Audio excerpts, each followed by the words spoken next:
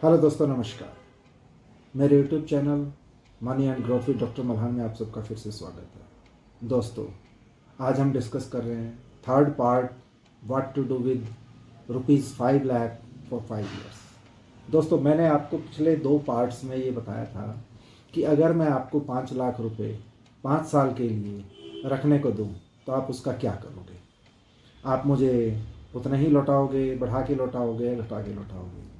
तो दोस्तों, फर्स्ट और सेकंड पार्ट में ये था। फर्स्ट पार्ट उन लोगों के बारे में था जो उस पैसे को अलमीरा में रखेंगे। और चूंकि हमने माना नहीं, कैलकुलेट किया हुआ ये फिगर है कि पिछले 30 साल में एवरेज इन्फ्लेशन रेट या महंगाई दर 9% की दर से रही है।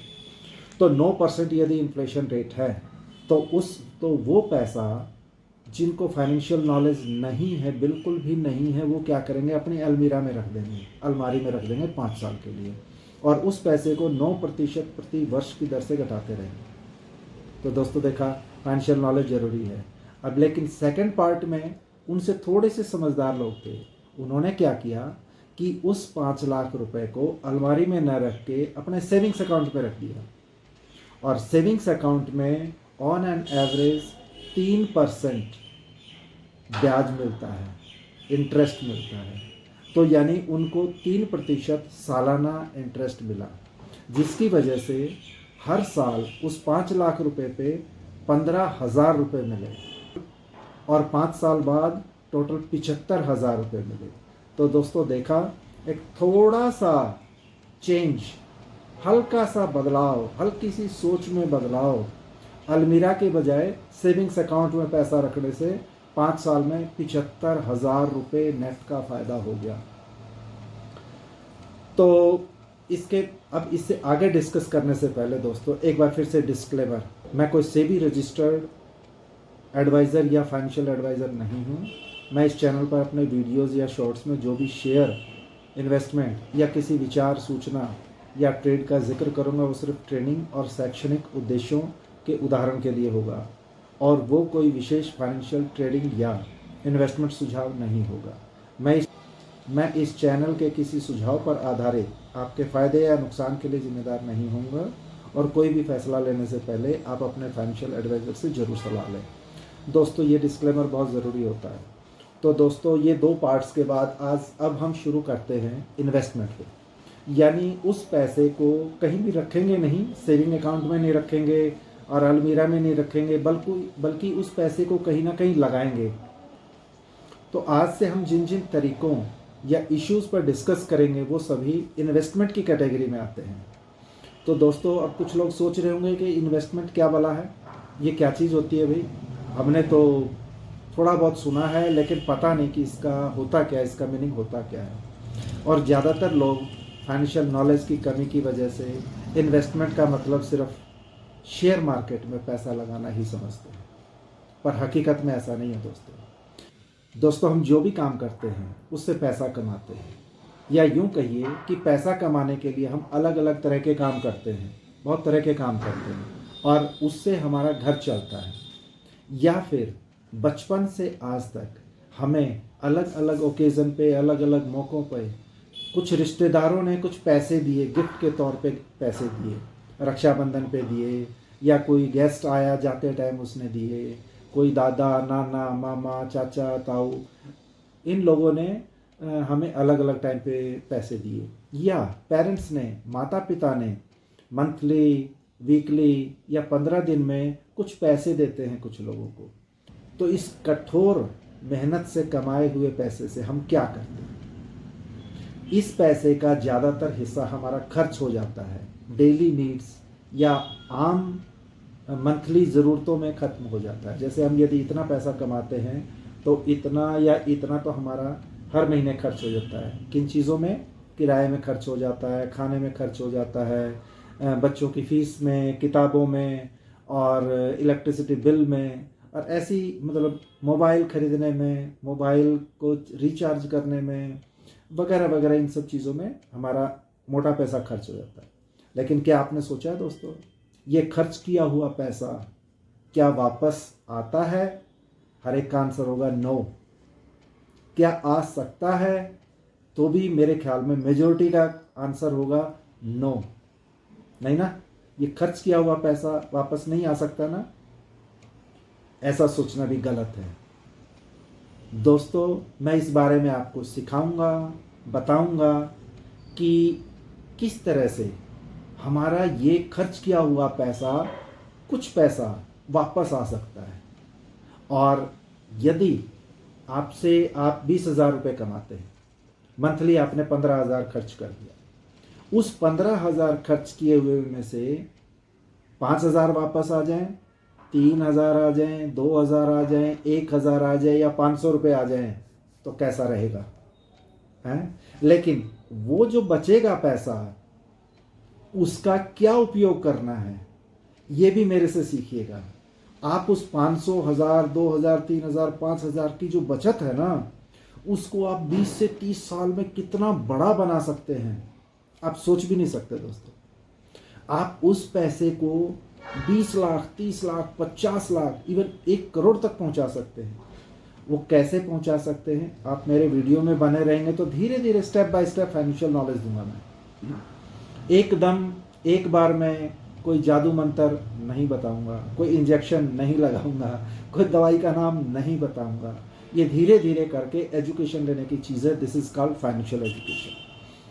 ठीक है दोस्तों, तो फाइनेंशियल नॉलेज से सीखकर हम इस पैसे को, थोड़ी छोटी छोटी सी बचत के पैसे को कैसे मल्टीप्लाई कर सकते हैं, ये मैं आपको बताऊंगा आने वाले टाइम में।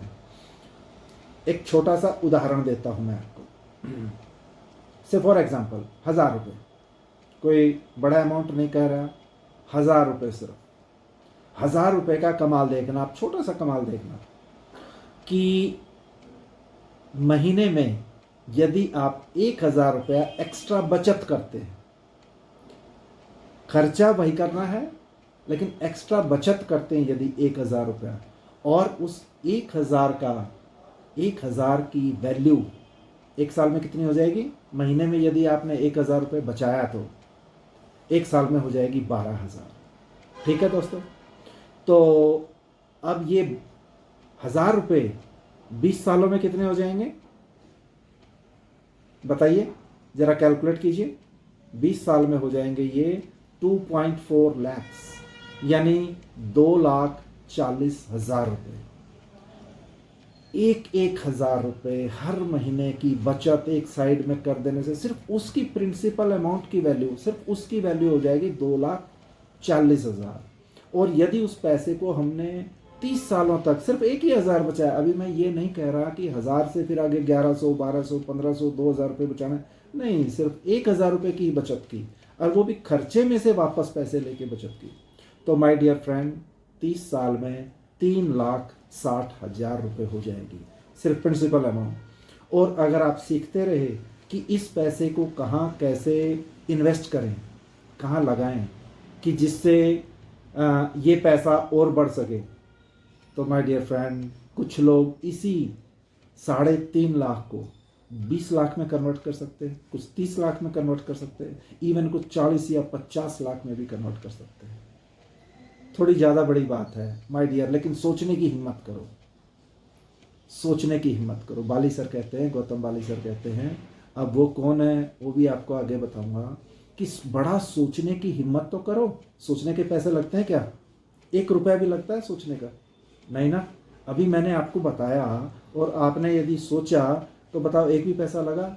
मैंने आपसे कोई रुपया चार्ज किया? नहीं ना।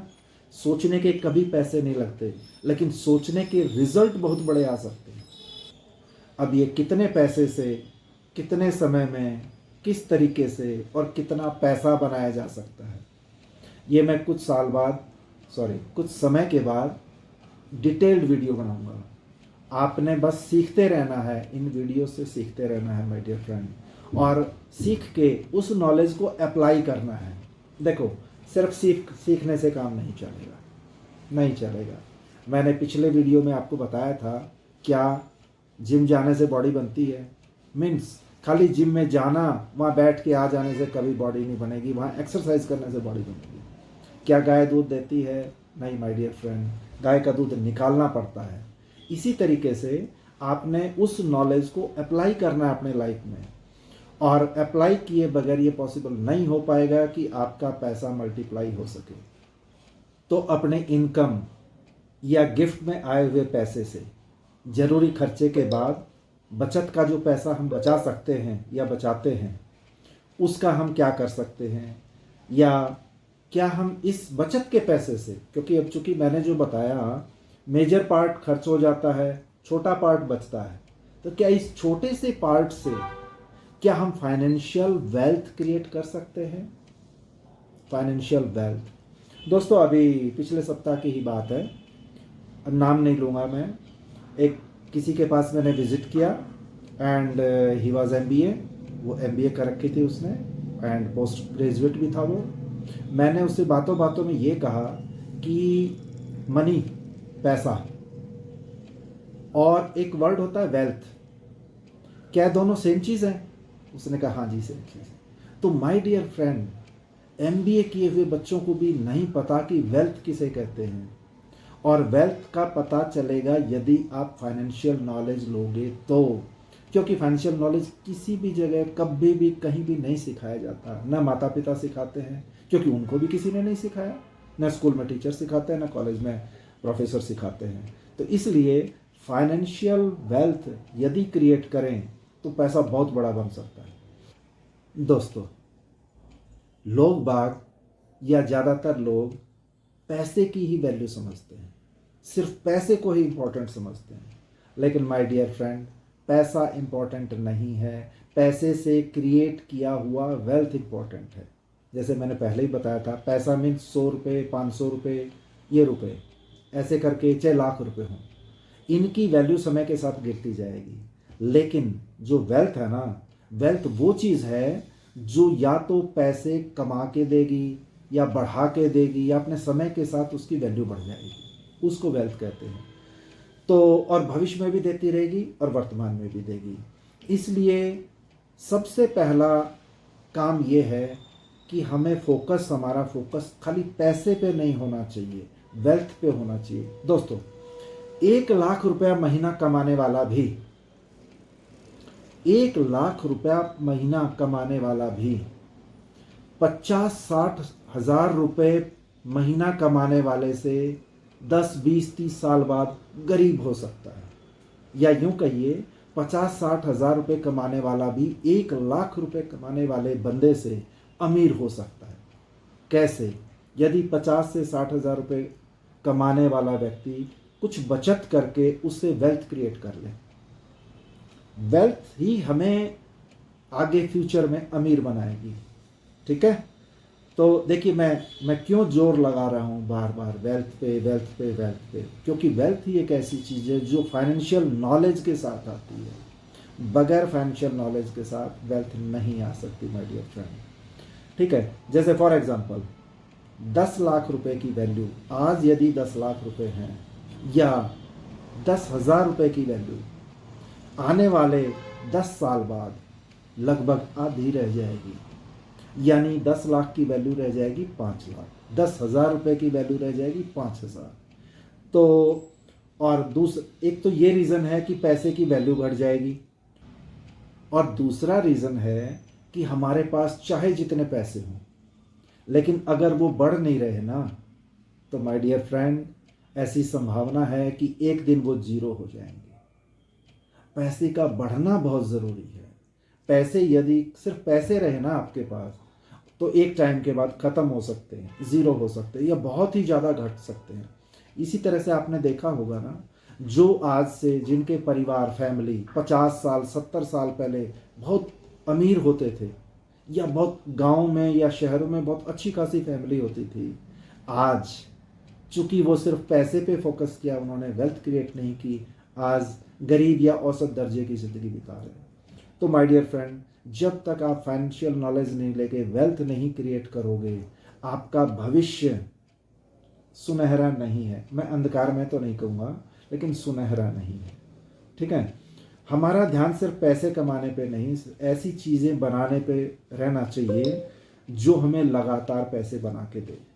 उसी को हम फाइनेंशियल वेल्थ कहते हैं। दोस्तों, इस दुनिया में जितने भी लोगों ने बहुत सारे पैसे कमा के या बहुत सारे पैसे बनाए हैं, उनमें से ज़्यादातर लोगों ने पहले पैसे से फाइनेंशियल वेल्थ बनाई है, फिर फाइनेंशियल वेल्थ ने बहुत सारे पैसे बनाए हैं। ठीक है, तो यानी आज के टाइम में यदि बहुत ज़्यादा पैसे वाले हैं तो उन्होंने पहले पैसे कमाए हैं, पैसे से वेल्थ बनाई है, वेल्थ से फिर बहुत ज़्यादा पैसा आया है।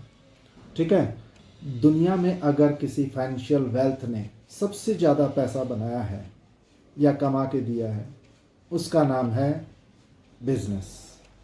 अगर हमारा गोल बहुत बड़े पैसे कमाने का है तो सबसे अच्छा ऑप्शन है बिजनेस।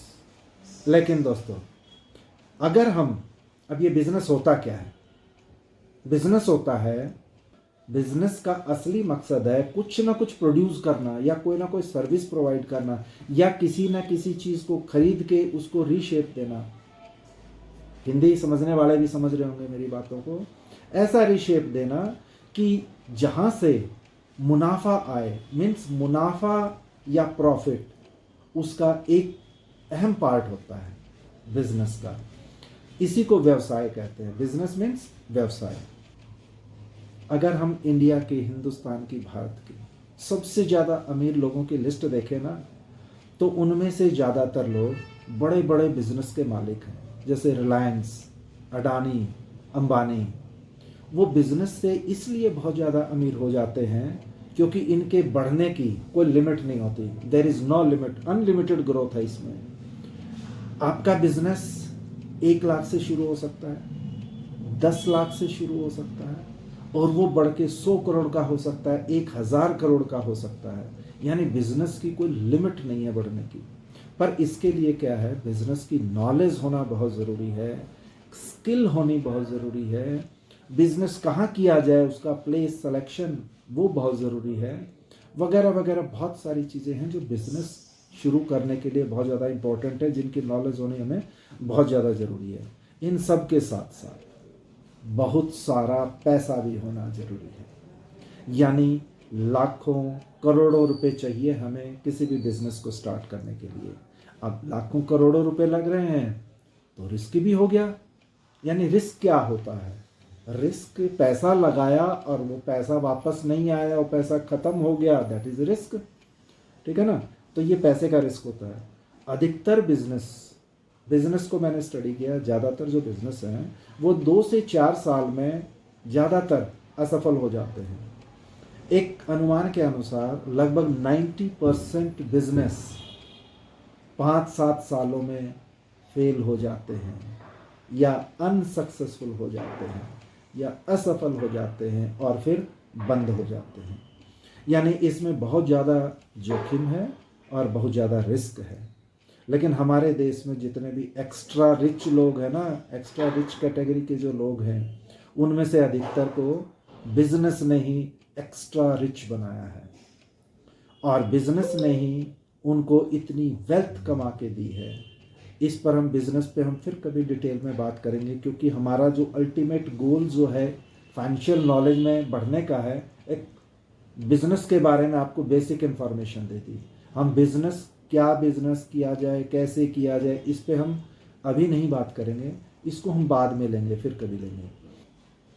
अगर बिजनेस में बहुत ज़्यादा रिस्क है तो फाइनेंशियल वेल्थ क्रिएट करने का दूसरा तरीका है investment. Yes my dear friend, अब हम इन्वेस्टमेंट के धीरे धीरे हर एपिसोड में अलग अलग तरह के इन्वेस्टमेंट की बातें करेंगे। और चूंकि अब टाइम ज़्यादा हो गया है, इसलिए इस टॉपिक को ही हम अगले उसमें पार्ट 4 में स्टार्ट करेंगे, इन्वेस्टमेंट को। एक बार फिर वही क्वेश्चन ओपन रह जाता है कि मान लो अगर मैं आपको 5 लाख रुपए 5 साल के लिए दूं तो आप क्या करोगे? दोस्तों, अब हम इन्वेस्टमेंट के बारे में बातें करेंगे, कैसे कैसे इन्वेस्ट कर सकते हैं, कैसे कैसे ज़्यादा प्रॉफिट ले सकते हैं इसी 5 लाख रुपए से या कोई भी एक्स अमाउंट के पैसे से। तो ऐसे ही सोच बदलने वाली नॉलेज के लिए देखते रहिए मेरा YouTube channel money and growth with doctor Malhan, and बने रहिए, keep in touch. Thank you.